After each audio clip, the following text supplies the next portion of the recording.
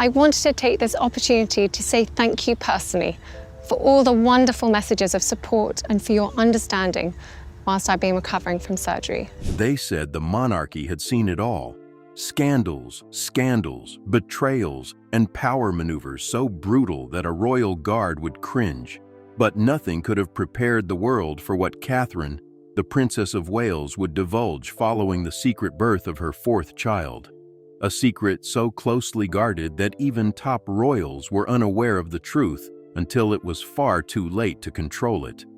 As the secret reality emerged, murmurs escalated into gasps in Kensington Palace's silent halls. Behind the carefully curated images of Catherine smiling in floral dresses and greeting the public with that calm, warm grace was a mother who had just fought the most difficult battle of her life. A battle to protect the child she wasn't supposed to have, the child the palace had tried to hide from the world in order to protect an image that was already cracking under the weight. Because this infant is more than simply another royal baby. This youngster is proof that Catherine and William are more than simply royal figureheads. They are parents prepared to challenge a whole system to safeguard their children. A kid who alters the line of succession, threatens to upend Charles and Camilla's carefully organized plans, and, in many respects, embodies the spirit of Diana's rebellion inside small, innocent lungs that wailed for the first time in a secluded wing, while the rest of the world remained unaware. According to palace sources, Catherine was under immense pressure throughout her pregnancy, with health issues so severe that William feared for her life. Nonetheless, the palace did what it usually does best: hide, cover up, and divert the public with gleaming smiles, while the actual fighting took place in gilded salons behind closed doors. Catherine's strength, her quietness, was misinterpreted as submission, but the public was unaware that Catherine was discreetly preparing to reveal a fact that would send the monarchy racing for damage management. When Catherine eventually spoke, it was not for the world, but for her children, a secret message that was never intended to be seen. But in an age of global leaks and insatiable curiosity, those words made their way into the public domain, leaving millions stunned as Catherine's tearful voice admitted the unthinkable, that she had been forced to hide her own child from the world, not out of shame, but out of fear. Fear of what the palace would do, fear of what Camilla might orchestrate behind closed doors, fear that history would repeat itself and take away what was most important. This is the confession that broke the illusion of power in the House of Windsor. This is the moment Catherine, the meek future queen, finally walked into Diana's shadow, not to hide, but to carry on what Diana had begun. And while the globe gasps, one question floats through the air, sparking every discussion from London to New York. Who is this child, and why did the palace work so hard to keep them hidden? It began with whispers, those slight changes in Catherine's public appearances that only the most astute royal observers observed. A slightly looser dress for a charity visit, a carefully placed handbag shielding her midsection, a missed engagement excused as feeling unwell. But behind those carefully crafted public images, the truth was brewing, hidden in plain sight, as the Princess of Wales fought a silent, lonely battle against a system determined to keep the narrative under control. Because this pregnancy wasn't planned, at least not according to the palace's schedule. Charles and Camilla had worked hard to maintain the monarchy's image as they prepared for the eventual power shift. The last thing they wanted was another royal baby making headlines and jeopardizing Camilla's reign as queen. However, in a rare moment of private disobedience, Catherine and William opted to live for themselves rather than the crown. According to sources close to the couple, Catherine discovered her pregnancy at a quiet family getaway at Anmer Hall. She and William were thought to be pleased, but their excitement immediately turned to trepidation as palace officials warned them about the timing, optics, and potential fallout. Catherine's health had always been precarious during her pregnancies, with severe hyperemesis gravidarum keeping her bedridden for weeks during her previous children's first months. This time, things were worse. The palace's strategy was straightforward. Keep Catherine out of the public glare under the cover of routine health concerns, while controlling media narratives to discourage suspicion. Decoy automobiles were employed to convey the Queen to private medical facilities under strict security, with royal protection personnel diverting photographers and inquisitive spectators with false leads. Even top staff were kept in the dark, with merely the statement that Catherine was taking time to focus on her health, despite the fact that her condition was bad enough that William allegedly spent evenings sleeping in a chair near her bed. Despite her acute illness, Catherine was claimed to be determined to safeguard her pregnant child. Friends of the princess claim she often held a little framed portrait of Diana, getting courage from the mother-in-law she never met, but whose spirit she sensed all the time. In these instances, it was not about titles or the crown. It was about a mother's love for her kid and her willingness to risk everything to bring him into the world. Tensions simmered behind the royal gates. Charles, who was preoccupied with projecting a steady image in preparation for his rule, was allegedly enraged that Catherine's illness threatened to overshadow his projects. Camilla, fearful that another child would further endear Catherine and William to the public, allegedly pushed for the pregnancy to be managed discreetly, expressing concerns that the monarchy couldn't handle another distraction. Her fear was not just about the baby. It was about the power William and Catherine wielded over the public's hearts, which Camilla could never match, no matter how many public appearances she made alongside Charles.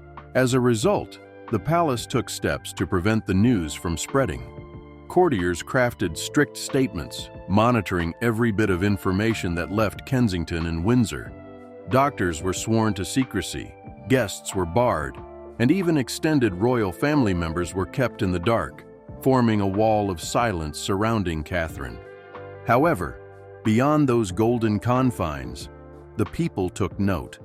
Observant royal watchers began posting side-by-side images, noticing Catherine's absence from crucial engagements, the fatigue in William's eyes during solo appearances, and the strange strain in his posture when queries about family life were casually asked.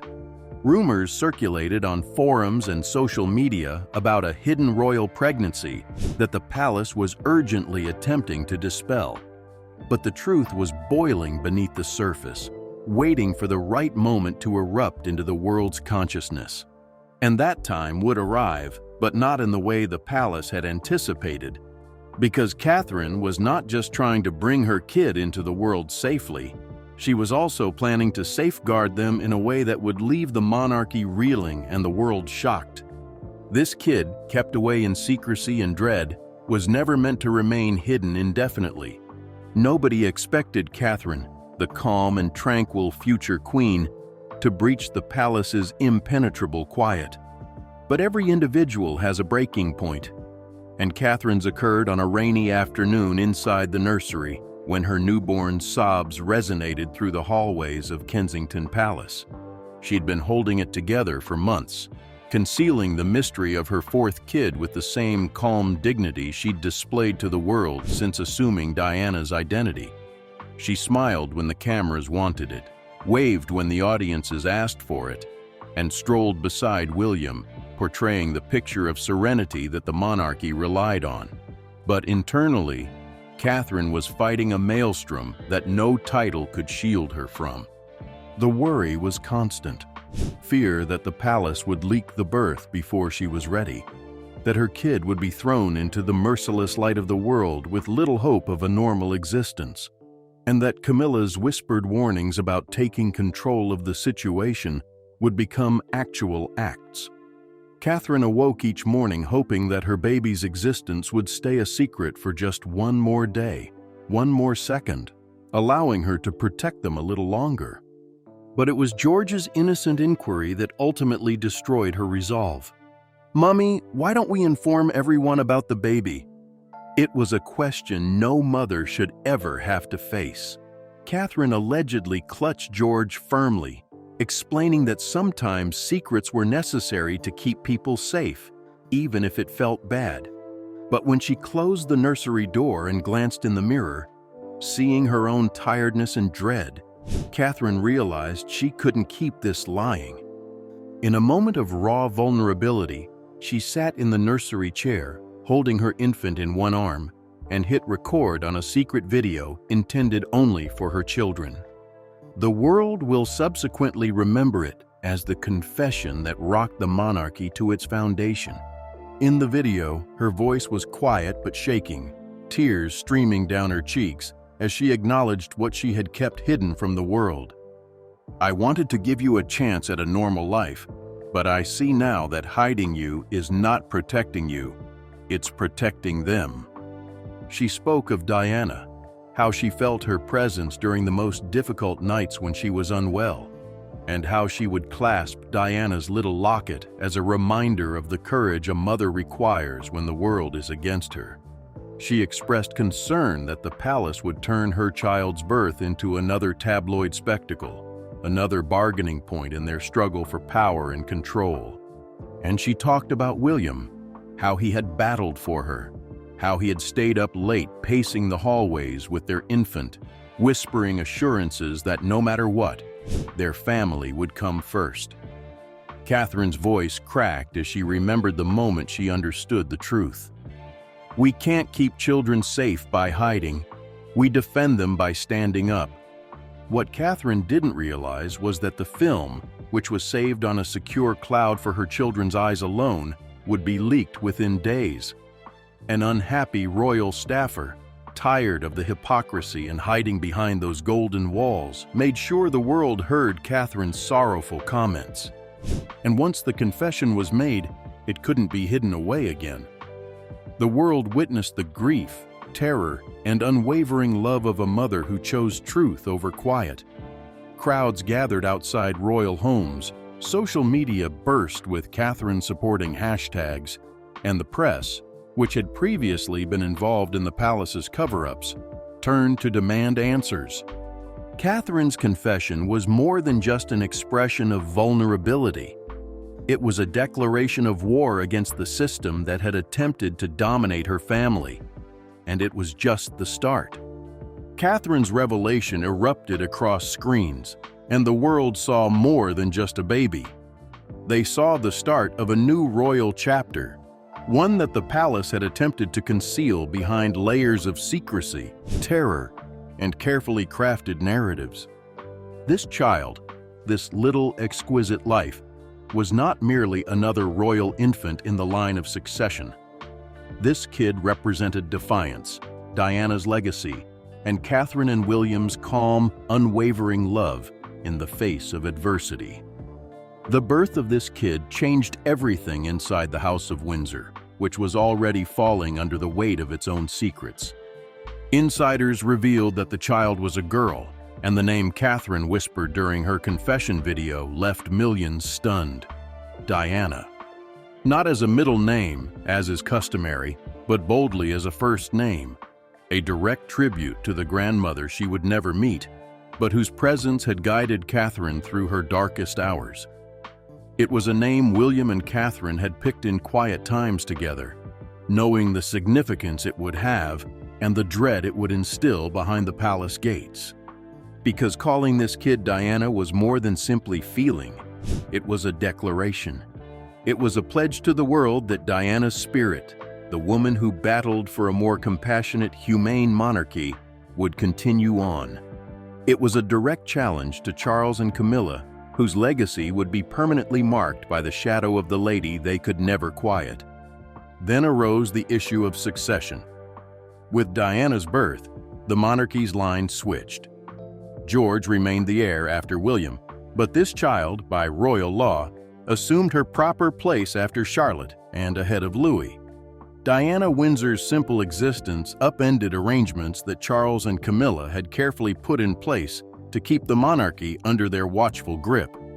Insiders claimed Camilla was outraged. She allegedly raced around Clarence's house, demanding meetings with key officials, fearful that the public's devotion for a baby called Diana would eclipse her position beside Charles. She was correct. As the confession and the baby's birth became global news, public sympathy for William and Catherine skyrocketed, overshadowing Charles and Camilla's carefully planned appearances and speeches. For the public, the infant became a symbol of hope. Crowds gathered outside Windsor, Sandringham, and Kensington, clutching placards saying, "Welcome Diana," and "Diana lives on." On social media, hashtags like #PrincessDianaLives and #KateAndDiana inundated timelines. For a brief time, it felt as if the entire globe was united in hope, in the promise of a monarchy capable of healing the scars of history. But behind the scenes, things were far from tranquil. William and Catherine's wish to provide their daughter with a normal existence contrasted with the unrelenting media and the palace's efforts to control every image, narrative, and moment. William was resolved not to repeat the mistakes of the past, swearing that his daughter would never experience the isolation and suffering that his mother had undergone under the spotlight of royal life. Catherine would hold tiny Diana close and murmur stories of her grandmother, who loved intensely and battled heroically. She would tell herself and William that their family was worth every fight, every sleepless night, and every public tempest they would confront. This child was never intended to be concealed. This infant was supposed to be a beacon, a reminder that even behind the monarchy's tight boundaries, love may still shine through. And when Catherine looked down upon her daughter, she realized the truth. Diana Windsor would grow up knowing that her sheer presence had irrevocably altered the royal family, and the House of Windsor would never be the same again. Camilla's carefully crafted public image began to crumble as soon as the world knew of Diana's birth, like thin ice under too much pressure. Behind the royal walls, the Queen Consort was in a wrath that few had ever seen, pacing the hallways of Clarence House with clenched fists and a voice so piercing that staff scurried down side passages to escape her path. Camilla had worked hard for years to secure her place, stepping gently in public, smiling behind Charles, wearing the brooches and soft pastel jackets, and playing the role of the dependable consort ready to steer the monarchy into its next chapter. But deep down, she understood the fact that Catherine's revelation made it cruelly clear. No matter how many speeches she gave or how many charities she visited, she would always be in Diana's shadow. And now that shade had a name, a small heartbeat, and the world's admiration. Insiders speculated that Camilla's rage was not just about the baby. It was about power. It was all about control. For years, she and Charles worked to keep the monarchy stable, carefully scripting public appearances and family tales to facilitate the transfer of power. Catherine's concealed pregnancy and emotional revelation upended that control overnight. The press, which was formerly ready to highlight Charles's environmental efforts or Camilla's charity appearances, suddenly had only one topic in mind. Diana's name had reappeared, and the public was gathering behind her once more. According to sources, Camilla accused William and Catherine of blindsiding the family and using the baby to gain sympathy. She was concerned that the public's devotion for infant Diana would overwhelm Charles' fragile popularity and undermine the quiet dominance she had developed within the palace. In heated talks behind closed doors, Camilla allegedly insisted that the palace get ahead of the narrative, even urging that controlled images of the baby be published on their terms to prevent the public from romanticizing the situation further. Camilla misjudged William and Catherine's quiet strength. William refused to let his daughter be a pawn in the same palace games that had ruined his mother. He fought back hard, warning aides that there would be no contrived photo shoots or forced public appearances, no press intrusion disguised as duty. Catherine stood firm behind him, determined to preserve her child's innocence for as long as possible, even if it meant resisting the family machine. The palace plunged into disarray as a result of Camilla's demands clashing with William's rigid boundaries. Charles, the cautious monarch in waiting, was split between his wife, who had been by his side through decades of controversy, and his son, who symbolized the monarchy's future. His attempts to mediate failed, with Camilla accusing him of weakness, and William quietly reminding him that the monarchy's existence rested on the people's adoration, which right now belonged to Catherine and baby Diana. Camilla's irritation evolved into desperation. She fought for tighter control, believing that every day that baby Diana stayed concealed, the story around her would expand, making it more difficult for Camilla to maintain her public image. However, every attempt to push Catherine and William backfired, increasing public sympathy for the pair while widening the family schism. Palace sources describe the atmosphere as claustrophobic, with workers engaged in hushed chats over which side to support in a conflict they could feel getting stronger, with each headline and social media post applauding Catherine's bravery. The tension in the castle became a live creature, breathing through the walls and crackling in the air, foreshadowing a storm that even Camilla couldn't stop. Camilla dreaded not just the rebirth of Diana's name, but also the possibility that this baby, born in secret, might become the monarchy's most potent symbol of hope and change. A sign that might eclipse all Camilla had labored for and everything Charles was attempting to safeguard. And no matter how hard she tried, Camilla was unable to prevent the world from falling in love with the kid she had worked so hard to hush. Catherine's revelation revealed more than just a baby. It also exposed the monarchy's brittle shell to the world. As the populace rallies behind William and Catherine, the House of Windsor must confront a reckoning that it cannot avoid. Baby Diana has become more than just a kid. She represents Diana's continuing spirit, a family's resistance, and a future that cannot be muted by royal procedure.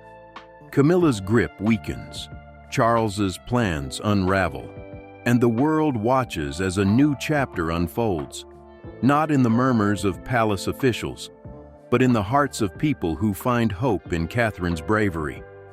The monarchy will never be the same again, and as the world clutches its breath, one thing is certain: Diana's legacy has returned, and this time it is here to stay.